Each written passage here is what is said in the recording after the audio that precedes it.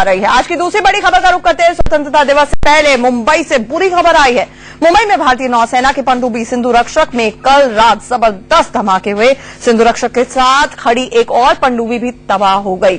रक्षा मंत्री A.K. Antony हालात का जायजा लेने के लिए मुंबई पहुंच चुके हैं।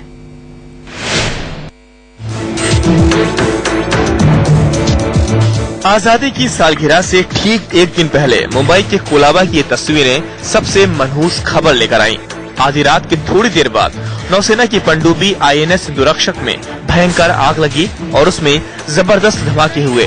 सिंधु रक्षक की आग पास खड़ी दूसरी पनडुब्बी तक पहुंची और उसे भी खाक कर दिया। आग और धमाकों से नौसेना की गोदी और आसपास के इलाके दहल उठे। जिस वक्त धमाका हुआ उस वक्त पनडुब्बी पर 18 नौसैनिक सवार थे। धमाके के बाद उनकी जान खतरे में पड़ गई। दमकल की 20 से 25 गाड़ियां फौरन पनडुब्बियों में लगी आग पर काबू पाने के लिए रवाना हो गयी। सुबह 3 बजे तक आग पर काबू पा लिया गया, लेकिन तब तक दोनों पनडुब्बियां लगभग स्वाह होकर डूब चुकी थीं और उनका कुछ हिस्सा पानी से ऊपर दिख रहा था।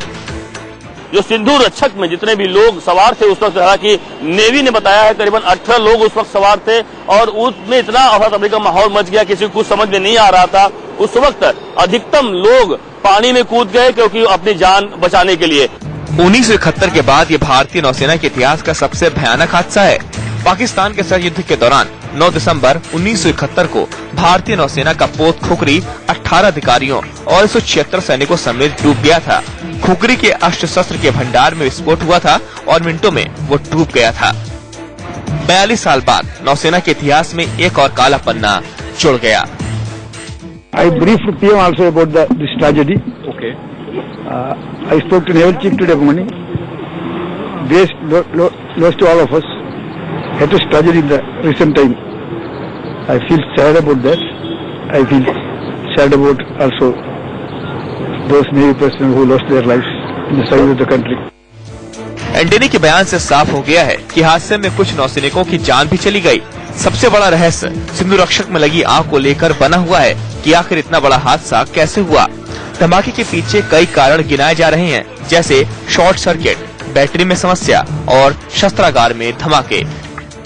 कहा जा रहा है कि सबमरीन जो है वो पानी में बैठ गया है और कई प्रकार के एक्सप्लोजन्स हुए थे। तो इस वक्त मैं कहूंगा कि जल्दबाजी नहीं करना चाहिए। जो हमारे पास विजुअल इमेजेस है उससे शायद निष्कर्ष यही है कि एक्सप्लोजन जरूर हुआ था, उसका कारण हम नहीं जानते हैं। सिंधु रक्षक के बैटरी कंपार्टमेंट में फरवरी 2010 में आग लगी थी, जिसमें एक नौसैनिक मारा गया था। तब ये पनडुब्बी विशाखापट्टनम में नौसेना गोदी में तैनात थी। इसके बाद रूस में बनी डीजल इलेक्ट्रिक सिंधु रक्षक को रूस में मरम्मत के लिए भेजा गया। कई आधुनिक प्रणालियों से लैस होकर ये पनडुब्बी हाल ही में मुंबई पहुंची थी।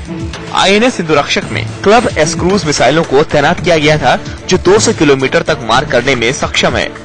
सूत्रों के मुताबिक आग लगने के बाद इन मिसाइलों में विस्फोट हुआ, जिससे हादसे ने भयंकर रूप ले लिया।